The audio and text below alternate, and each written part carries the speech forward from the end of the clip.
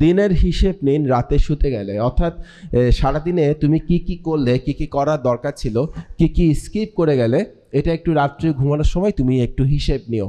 কেননা হয় কি, তুমি যে কাজটা করছো সে কাজটা তুমি ঠিকভাবে করছো কি না পৃথিবীতে সবচেয়ে ভালো কে জানে বলো তো? তুমি নিজে।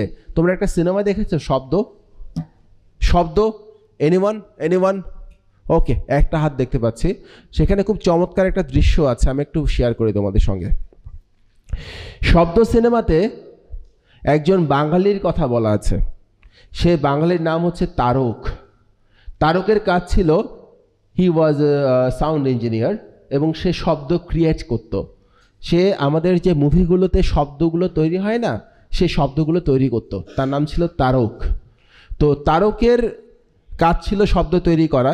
কোনো একটা দৃশ্যে নায়ক তার কফির কাপটা রাখছেন টেবিলের উপর, সেই শব্দটা তারক তৈরি করেছে।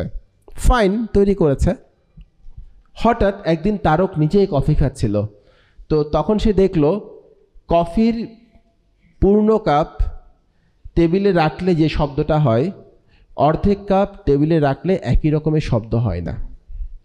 কিন্তু কোনো একটা সিনেমাতে সে যখন ওই দৃশ্যটা যখন রেকর্ডিং করলো, ওই রেকর্ডে সে যে কফির কাপটা রেখে শব্দটা তৈরি করেছে সেটা ছিল পূর্ণ কফির কাপ। কিন্তু দৃশ্যটা ছিল, নায়ক অনেকক্ষণ ধরে চা খাচ্ছিলেন, মাঝখানে তিনি কফির কাপটা টেবিলে রাখলেন। তার মানে কফির কাপটা প্রকৃতপক্ষে পূর্ণ কফির কাপ ছিল নাকি অর্ধেক কফির কাপ ছিল? অর্ধেক। কিন্তু তারক রেকর্ডিং করেছিল পূর্ণ কফির কাপ দিয়ে। তখন যখন সব এডিটিং শেষ, সিনেমাটা রিলিজ করা হবে, সব কিছু শেষ, মহরত করা হবে, তখন হঠাৎ করে তারক ডিরেক্টরের কাছে ছুটে যায় এবং বলে যে, স্যার, আমি কফির কাপে যেই রেকর্ডিংটা করেছি সেটা ছিল অর্ধেক কফির কাপ, কিন্তু আমি শুটিং করেছি পূর্ণ কফির কাপ দিয়ে, মানে আমি যে রেকর্ডিংটা করেছি সেটা ছিল ফুল কফির কাপ দিয়ে। তখন পরিচালক বলছে, তারক, পাগলামি করিস না ভাই, সব কিছু ওকে হয়ে গেছে, এটা কেউ টেরও পাবে না।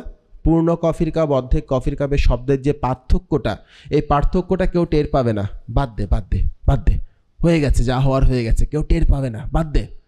তখন তারক খুব চমৎকার একটা কথা বলে, যে কথাটা আমার সবসময় মাথায় থাকে। তখন তারক বলছে, আমি জানি কেউ টের পাবে না, আমি জানি পূর্ণ কফির কাপের শব্দ কেমন হয়, অর্ধেক কফির কাপের শব্দ কেমন হয়, কেউ বুঝতে পারবে না। কিন্তু আমি তারক তো জানি, আমি কি করে নিজেকে ক্ষমা করব, আমি কি করে মেনে নেব। This is called expertise. অর্থাৎ আপনার নিজের কাজ নিয়ে আপনি সন্তুষ্ট কিনা, আপনার নিজের কাজকে আপনি কতটা ভালোবাসেন, আপনার নিজের কাজকে আপনি কতটা গুরুত্ব দেন। পৃথিবীর কেউ না বুঝুক, আপনি তো জানেন আপনি ভুল করেছেন। এটা ভেরি ইম্পর্ট্যান্ট।